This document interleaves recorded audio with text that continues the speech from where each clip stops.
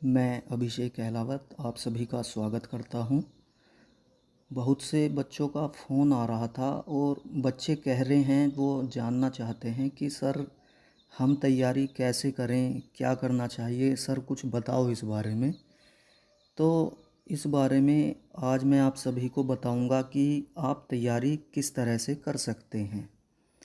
आप देखेंगे कि तैयारी करना इतना आसान नहीं होता है, क्योंकि तैयारी करना एक लंबी प्रक्रिया होती है। शारीरिक शिक्षा में किसी भी कंपटीशन की तैयारी करने हेतु कम से कम 4 माह और अधिकतम 6 माह का समय आपके लिए पर्याप्त होता है। जिन बच्चों की कैचिंग पावर अच्छी होती है वो लगभग 4 माह में पूरी रफ्तार पकड़ लेते हैं, और जिन बच्चों की कैचिंग पावर ज़्यादा अच्छी नहीं होती है उन्हें 5 से 6 माह का समय लग सकता है। कुछ बच्चे केवल ऑब्जेक्टिव टाइप सवालों के ऊपर ध्यान देते हैं और वो केवल ऑब्जेक्टिव टाइप्स के जो सवाल होते हैं उन्हीं को पढ़ते रहते हैं। हाँ, ये सच है कि ऑब्जेक्टिव टाइप सवालों को पढ़कर आप किसी भी कंपटीशन में 125 में से 90-95 सवाल तक ठीक कर दोगे, लेकिन आप देखोगे कि सबसे ज़्यादा बच्चे इसी रेंज में होते हैं जो 80 से 90 सवाल तक ठीक करते हैं। लेकिन ये भी सच है कि इतने सवाल सिलेक्शन लेने के लिए पर्याप्त नहीं होते। अब आप देखेंगे कि असली खेल जो होता है, असली खेल की शुरुआत यहीं से होती है कि आप 95 से ऊपर कितने सवाल ठीक कर रहे हैं, और 95 से ज़्यादा सवाल वही बच्चे ठीक करते हैं जो लंबे समय से सीरियसली तैयारी कर रहे हैं। हम देखते हैं कि कुछ बच्चे ऐसे होते हैं जो कि भाई इंतज़ार करते रहते हैं कब एग्ज़ाम की डेट कब डिक्लेयर होगी, और एग्ज़ाम डेट डिक्लेयर होने के बाद वो अपनी तैयारी करना शुरू करते हैं।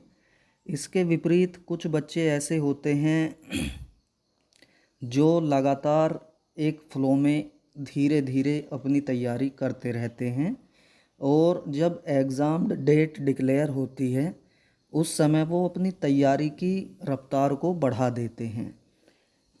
हमारा कहना ये है कि आप तैयारी एक बार करो, लेकिन ऐसी करो कि बार बार तैयारी ना करनी पड़े। आपकी एक बार की गई तैयारी का स्तर ऐसा होना चाहिए कि आप जिस भी कंपटीशन में बैठो वही क्लियर हो जाना चाहिए। अब सवाल ये आता है कि ऐसी तैयारी कैसे की जाए। तो इसके लिए आपको अपने सभी कंसेप्ट क्लियर करने होंगे। किसी अच्छी किताब से आपको पढ़ना होगा।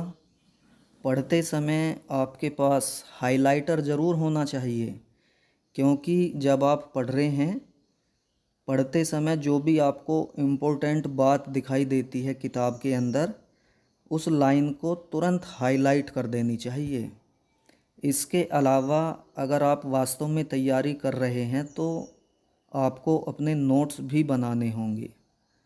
नोट्स का मतलब ये होता है कि जो बात आपको याद नहीं रहती, या कुछ बात ऐसी हो सकती हैं जिनमें कन्फ्यूज़न होती है बहुत ज़्यादा, केवल वो बात ही आपको नोट करनी होती हैं जो या तो कन्फ्यूज़न भरी हो या आपको याद नहीं रहती।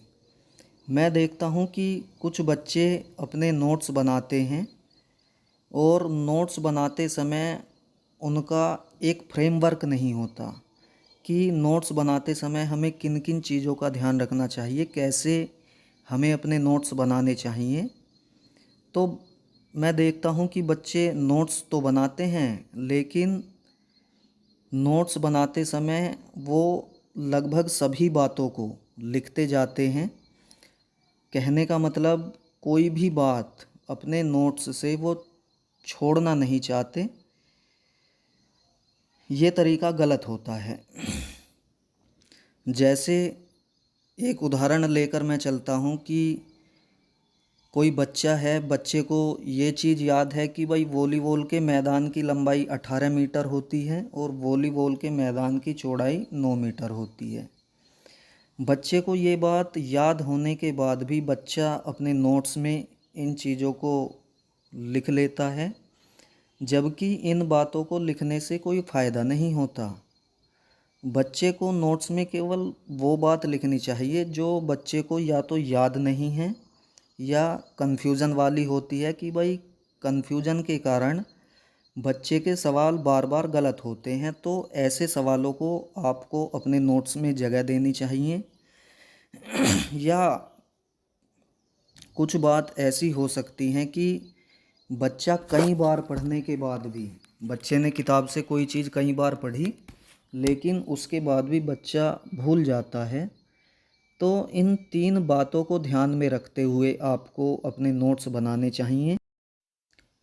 नोट्स आपको इस तरह से बनाने चाहिए कि उनमें कम से कम शब्दों में आप अपनी बात लिखें। नोट्स लंबा चौड़ा नहीं होना चाहिए। नोट्स का मतलब है कि भाई कम से कम पेजों में आपको किसी भी टॉपिक को, कंसेप्ट को आपको लेकर आना होता है।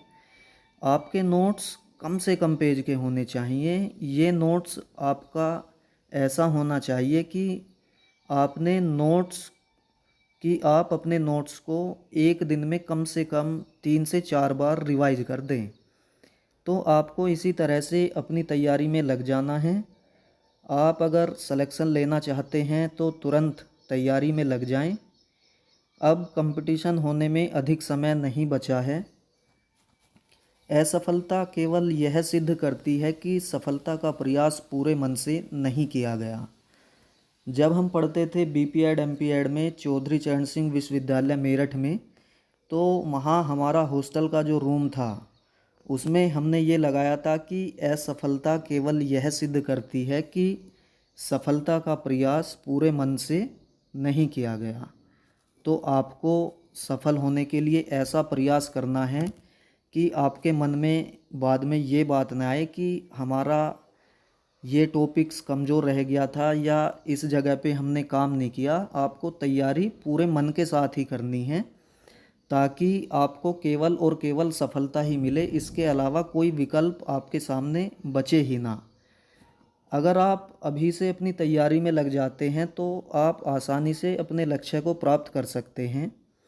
अगर आप लक्ष्य प्राप्त करना चाहते हैं तो दृढ़ निश्चय के साथ अपनी तैयारी में लग जाएं। इसमें किसी तरह की आप अब देरी ना करें क्योंकि अब अधिक समय नहीं बचा है। हमारी शुभकामनाएं आपके साथ हैं।